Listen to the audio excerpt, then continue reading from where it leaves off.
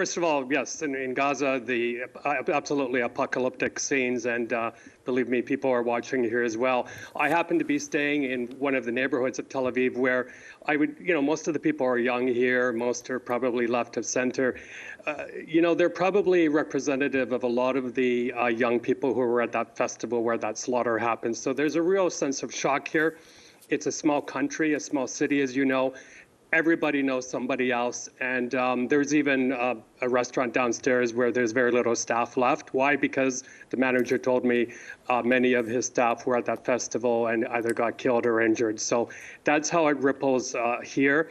The other thing that needs to be said is that, a couple of things. One is their state of coexistence with other groups here has been shattered, or there's fear of that being shattered, but also their sense of security, of calm. And a lot of the fingers are being pointed at Prime Minister Netanyahu. They're saying there's been a sense of arrogance in the administration, too much focus on the West Bank, and Mr. Netanyahu and his circle didn't have their eye on the ball, and that's why this happened. And on top of all that, they're still waiting for him to apologize because several other officials have for what happened a month ago, but he has not. Well, yeah, let's keep talking about Benjamin Netanyahu then. Animosity is growing towards him, as you mentioned, over the start of the war. There's even a poll that shows more than 3/4 of Israelis think he should resign, following months of protests over his judicial reforms, even criticism over his own son, Yair, who hasn't returned from the US to fight in this war. Is Netanyahu feeling the pressure, or is this where he actually thrives? I think this is where he actually thrives. Well put. There are leaders like that who they thrive in chaos. That's what he's doing. And, the other thing that has to be said is this is a diversion from the troubles he was facing beforehand. Like it or not, whether people like it or not, he is the wartime leader right now. We have to make the point as well, because you see it all over here, the signs of bring them home, bring the hostages back. There's a feeling as well I'm picking up that the forces went in too soon. That this is a threat to the lives of the hostages. Hamas, it's even difficult to find the words for them, but these are death squads, basically. At the end of the day, they don't care about human lives, whether it's the hostages or even their own people. So lots and lots of concern. Everywhere you go around here, you see reminders of the hostages. From the moment you actually land at the airport as well, there's posters of all of them there. Continuing on with that point, Benjamin Netanyahu's been sticking to this line doggedly of basically giving no ground or even considering a ceasefire until the hostages are released. How much longer, though, can he hold to this? And what do you see on the horizon for his leadership?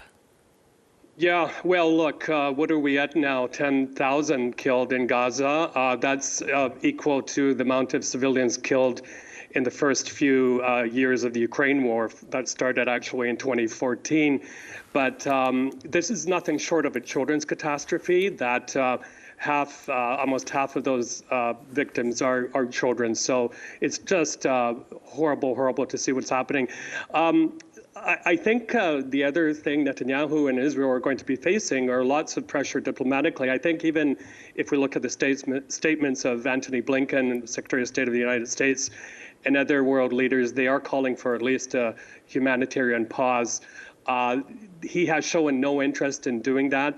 The thinking in the Prime Minister's office seems to be that if you do give Hamas pause, they will just use that time to regroup. But I have to make one more point. I've worked in various conflict zones around the world. We've worked with very, very difficult non-state actors, for example, the Donetsk thugs who brought down MH17. Well, guess what? We were able to negotiate a pause then. We were able to bring out those 298 victims. It was done at gunpoint, but it was done. So I think people like Mr. Netanyahu have to be prepared to take tough decisions, think of humanity, and perhaps become a bit unpopular as well. Now, there has been speculation about just what Gaza could look like after this conflict ends. As you mentioned, US Secretary of State Antony Blinken has been over in the region. He appears to be favouring the Palestinian Authority led by Mahmoud Abbas. Do many people support this idea? Well, look, I've worked a lot with the Palestinian Authority when I was here for UNICEF, and their capabilities, let's put it politely, are very limited. The Palestinian Authority, as under Mr. Abbas, has had a tough time taking care of their own people in the West Bank. There's allegations of corruption, things like that. There has been talk, you're right, of the PA coming to govern Gaza, but there certainly are not going to do that on the back of an Israeli tank. This will have to be an internationally negotiated deal. The other thing we have to think of as well is the roles of Jordan and also Egypt.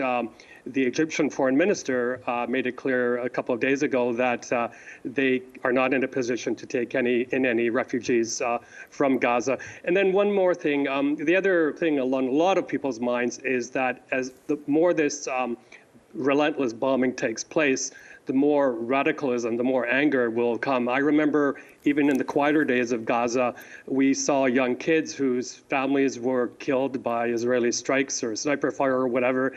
And you know, they were doing fine until then. And then they said, well, when I grow up, I want to get even. So they may actually kill Hamas members, but how many more radicalized people are they actually forming? Michael, of course, we have spoken to you in the past often about the war in Ukraine. We can't forget that conflict is still ongoing, of course. What parallels do you see between these two conflicts, and what lessons do you think that we can draw from Ukraine to use in the Israel-Gaza conflict? Sure. Yeah, well, first of all, overnight there was a horrific strike on the city of Odessa, where I'm based. They hit the art museum, one of the most cherished institutions there.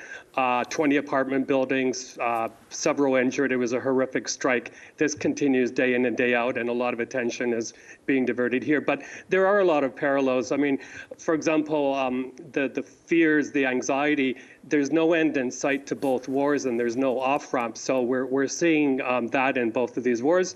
Lurking in the background, of course, is Iran. Supplying Russia with those deadly drones that strike Ukraine day in and day out. They're also supplying Hamas and Hezbollah. The other thing I'm picking up from analysts here is that it could be also that Hamas was studying closely the warfare techniques in the Ukraine war. For example, how drones are used to drop explosives in a kind of surgical way, and they might have picked up some of that.